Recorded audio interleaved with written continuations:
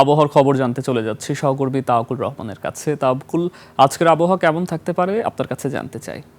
সুকান্ত, আপনাকে অসংখ্য ধন্যবাদ। আজ ২৭ জুন ২০২৬ তারিখ শনিবার।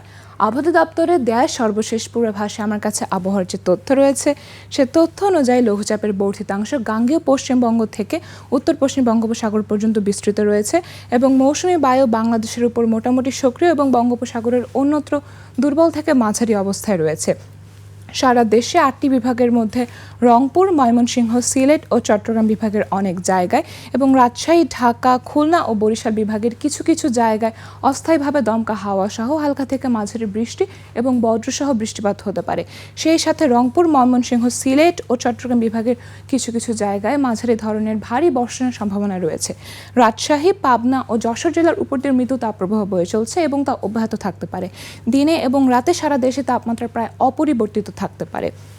দেখতে পাচ্ছি রাজধানী ঢাকায় প্রতি ঘন্টায় দক্ষিণ ও দক্ষিণ পশ্চিম দিক থেকে বাতাস প্রবাহিত হতে পারে 10 থেকে 15 কিলোমিটার বেগে। সকাল 6টা অনুযায়ী ঢাকার বাতাসে আপেক্ষিক আর্দ্রতা ছিল 87%।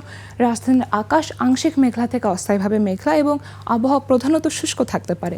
গত 24 ঘন্টায় ঢাকায় কোনো বৃষ্টিপাত রেকর্ড করা হয়নি এবং দিনের তাপমাত্রা প্রায় অপরিবর্তিত থাকতে পারে। দেখতে পাচ্ছি রংপুরে 28 ডিগ্রি সেলসিয়াস, ময়মনসিংহে 30 ডিগ্রি সেলসিয়াস, সিলেটে 28 ডিগ্রি সেলসিয়াস, রাজশাহীতে 31 ডিগ্রি সেলসিয়াস, ঢাকায় 31 ডিগ্রি সেলসিয়াস, চট্টগ্রামে 30 ডিগ্রি সেলসিয়াস এবং সর্বশেষ খুলনা 31 ডিগ্রি সেলসিয়াস ও বরিশালে 30 ডিগ্রি সেলসিয়াস তাপমাত্রা বিরাজ করছে। এবং আবহাওয়া অধিদপ্তর জানিয়েছে আগামী কয়েকদিন বৃষ্টির প্রবণতা বৃদ্ধি পেতে পারে। এবং এই ছিল আমার কাছ থেকে আবহাওয়ার সর্বশেষ তথ্য। ফিরে যাচ্ছি সুকান্তর কাছে। তাওয়াকুল, অসংখ্য ধন্যবাদ আপনাকে।